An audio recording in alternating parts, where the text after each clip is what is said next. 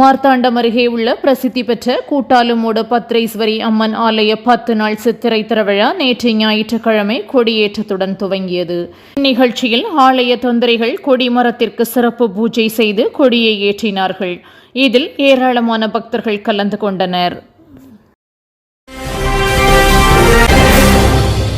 முன் சிறையைச் சேர்ந்த 14 வயது சிறுமி நேற்று காலை தனது தோழிகளான 3 சிறுமிகள், ஒரு சிறுவன் உட்பட 4 பேர் வீட்டை விட்டு வெளியேறி இன்ஸ்டா காதலனை தேடி சென்றுள்ளனர். ரயிலில் ஏறி திருவனந்தபுரம் சென்றவர்களை கேரள ரயில்வே போலீசார் மீட்டு புதுக்கடை போலீசாரிடம் ஒப்படைத்தனர். தொடர்ந்து உரிய விசாரணை மேற்கொண்டு சிறுமிகளை பெற்றோரிடம் அனுப்பி வைத்தனர். திருவாரூர் மாவட்டத்தில் இருந்து சரக்கு ரயிலில் 42 வேகன்களில் 2500 டன் ரேஷன் அரிசி நேற்று நாகர்கோவிலுக்கு கொண்டுவரப்பட்டது.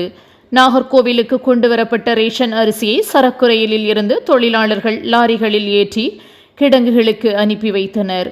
கிடங்குகளுக்கு கொண்டு செல்லப்பட்ட ரேஷன் அரிசியை அதிகாரிகள் ரேஷன் கடைகளுக்கு அனுப்ப நடவடிக்கை மேற்கொண்டு வருகின்றனர். கன்னியாகுமரி மாவட்ட சிலம்பாட்ட கழகம் சார்பில் நாகர்கோவிலில் மாநில தேர்வுக்கான சிலம்பாட்ட போட்டிகள் நடைபெற்றது. இதற்கு மாவட்டம் முழுவதும் இருந்து 100க்கும் மேற்பட்ட மாணவ மாணவியர்கள் கலந்து கொண்டு இப்போட்டியில் நடுக்கம்பு வீச்சு, காலடி வரிசை, 5க்கும் மேற்பட்ட தனித்திறன் போட்டிகள் நடைபெற்றன. இப்போட்டியை மாநில சிலம்பாட்ட சங்க தலைவர் ராஜேந்திரன் தொடங்கி வைத்து பரிசுகள் வழங்கினார்.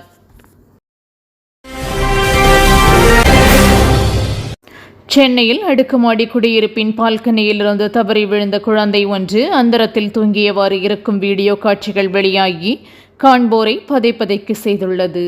குடியிருப்பு வாசிகள் குழந்தை கீழே விழுந்தால் அடிபடாமல் இருக்க தார்பாய்களை விரித்து தயாராக நின்றனர். இதனிடையே மற்றொரு குடியிருப்பின் பால்கனி மேலே ஏறிய இளைஞர் ஒருவர் துரிதமாக செயல்பட்டு குழந்தையை பத்திரமாக மீட்டார். புதுக்கோட்டையில் தண்ணீர் பஞ்சம் வர முன்னாள் அமைச்சர் விஜயபாஸ்கர் தான் காரணம் என்று அமைச்சர் ரகுபதி குற்றம் சாட்டியுள்ளார். புதுக்கோட்டைக்கு வரும் காவிரி குடிநீரை வழிமறித்து அவருடைய வயல்களுக்கும் கல்லூரிகளுக்கும் கொண்டு செல்லும் ஒரே நபர் விஜயபாஸ்கர். தனிநபர் குடிநீரை பயன்படுத்துவதை அனுமதிக்க முடியாது என கூறிய அவர், இது தொடர்பாக விரைவில் நடவடிக்கை எடுக்கப்படும் என்று உறுதியளித்தார். கோடை வெயில் நாளுக்கு நாள் அதிகரித்து வரும் சூழலில் மனிதர்கள் மட்டுமின்றி விலங்குகளும் கடுமையாக பாதிக்கப்பட்டுள்ளன. இந்நிலையில் சரணாலயங்களில் உள்ள விலங்குகளை வெப்ப அலையில் இருந்து பாதுகாக்க அரசு பல்வேறு நடவடிக்கைகளை எடுத்து வருகின்றது. அந்த வகையில் ராஜஸ்தானின் ஜெய்ப்பூரில் உள்ள நகர்கர் உயிரியல் பூங்கா நிர்வாகம் விலங்குகளுக்கு ஏர் கூலர் வசதியை செய்து தந்துள்ளது. காங்கிரசின் தேர்தல் அறிக்கையை விமர்சித்து வரும் பிரதமர் மோடி அதனை ஒரு முறையாவது படிக்க வேண்டும் என்று அக்கட்சியின் மூத்த தலைவர் ப. சிதம்பரம் காட்டமாக கூறியுள்ளார். அவர் தனது ட்விட்டர் பக்கத்தில், பரம்பரை வரி என்ற சொற்றொடர் தேர்தல் அறிக்கையில் எங்குமே இல்லை, தேர்தல் அறிக்கையில் இல்லாத வார்த்தைகளை இருப்பதாக கற்பனை செய்து கொண்டு மோடி விமர்சித்து வருகிறார் என்று குறிப்பிட்டுள்ளார். மறைந்த தேமுதிக தலைவர் விஜயகாந்திற்கு மே 9ஆம் தேதி பத்மபூஷன் விருது வழங்கப்பட உள்ளதாக பிரேமலதா தெரிவித்துள்ளார். பத்மபூஷன் விருது பெற மத்திய உள்துறை அமைச்சகம் அழைப்பு விடுத்ததை அடுத்து விருதை பெற நானும் விஜய பிரபாகரும் டெல்லிக்கு செல்ல உள்ளதாக அவர் தெரிவித்தார். கடந்த வாரம் நடந்த விருது வழங்கும் நிகழ்ச்சியில் விஜயகாந்த் பெயர் இடம்பெறாதது சர்ச்சையான நிலையில் 9ஆம் தேதி வழங்கப்பட உள்ளது.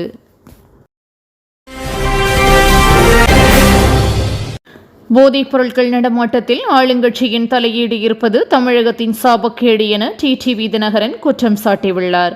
இது குறித்த அறிக்கை வெளியிட்ட அவர், இபிஎஸ் ஆட்சியில் குட்கா நடமாட்டம் அதிகம் இருப்பதாக கூறிய ஸ்டாலின் சட்டசபைக்கே குட்காவை எடுத்து சென்று குற்றம் சாட்டினார். ஆனால் அவர் முதல்வரான பின் அதை தடுக்கவோ ஒழிக்கவோ எந்த நடவடிக்கையும் எடுக்கவில்லை என குறிப்பிட்டுள்ளார். திமுக அதிமுக ஆட்சியில் நேரடி நெல் கொள்முதல் நிலையங்களில் ஊழல் என்பது தீராத வியாதியாகிவிட்டதாக அன்புமணி ராமதாஸ் விமர்சித்துள்ளார். செங்கல்பட்டு அருகே நெல் மூட்டைகளை விற்க லஞ்சம் கேட்ட அதிகாரிகளை தட்டி கேட்ட விவசாயிகள் கைது செய்யப்பட்டதாக அவர் கண்டனம் தெரிவித்தார். மேலும் கொலை, கொள்ளை, போதை குற்றவாளிகளை கைது செய்ய வேண்டிய தமிழக அரசு அப்பாவி விவசாயிகள், கிளி ஜோதிடர்களை கைது செய்வதாக சாடினார். தமிழக அரசு சார்பில் கோடைக்கால விளையாட்டு பயிற்சி முகாம் நடைபெறவுள்ளது. இதில் பங்கேற்க மாவட்ட வாரியாக ரூபாய் 500, 200 என பயிற்சி கட்டணம் நிர்ணயிக்கப்பட்டுள்ளது. இதற்கு எதிர்க்கட்சித் தலைவர் EPS கடும் கண்டனம் தெரிவித்துள்ளார். இம்முகாமில் பங்கேற்கும் பெரும்பாலானோர் அரசு பள்ளிகளில் படிப்பவர்கள் என்று கூறிய அவர், ஆர்வமுள்ள மாணவர்களை முடக்கி போடும் இச்செயலை உடனே கைவிடுமாறு கேட்டுக் கொண்டுள்ளார். நடிகர் ராகவா லாரன்ஸின் மே 1 முதல் மாற்றம் என்கிற அறக்கட்டளையில் நடிகர் SJ சூர்யா இணைந்துள்ளார். இதுகுறித்து சமூக வலைதளங்களில் வீடியோ வெளியிட்ட அவர், ராகவா லாரன்ஸ் யாருக்கு உதவ சொல்கிறாரோ அவருக்கு உதவ உள்ளதாகவும், இந்த சேவையில் தானும் இணைந்து கொள்வது மிகவும் சந்தோஷமாக இருப்பதாகவும் அவர் கூறியுள்ளார். சமீபத்தில் பல இளைஞர்கள் இந்த சேவையில் இணைந்துள்ளதாக ராகவா லாரன்ஸ் வீடியோ வெளியிட்டிருந்தார்.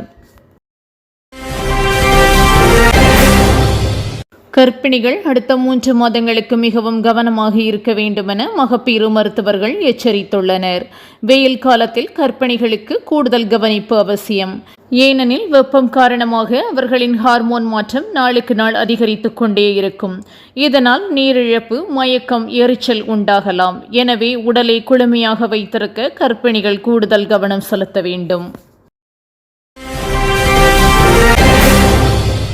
இடஒதுக்கீட்டை ரத்து செய்ய மாட்டோம் என மத்திய அமைச்சர் அமித் ஷா தெரிவித்துள்ளார்.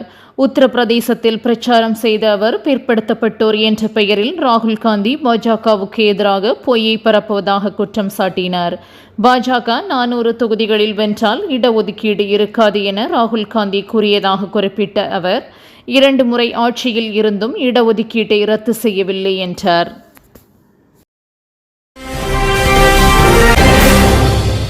ஜம்மு காஷ்மீரின் பெரும்பாலான பகுதிகளில் கடுமையான பனிப்பொழிவு காணப்படுகிறது. இதனால் கிரேஸ் பந்திபோரா சாலையில் 35 வாகனங்கள் பனியில் சிக்கியுள்ளது. இதனைத் தொடர்ந்து மீட்புக் குழுவினர் பனியை நீக்கி வாகனங்களை மீட்கும் முயற்சியில் ஈடுபட்டுள்ளனர். பெரும்பாலான சாலைகளை பனி சூழ்ந்துள்ளதால் போக்குவரத்து கடுமையாக பாதிக்கப்பட்டுள்ளது.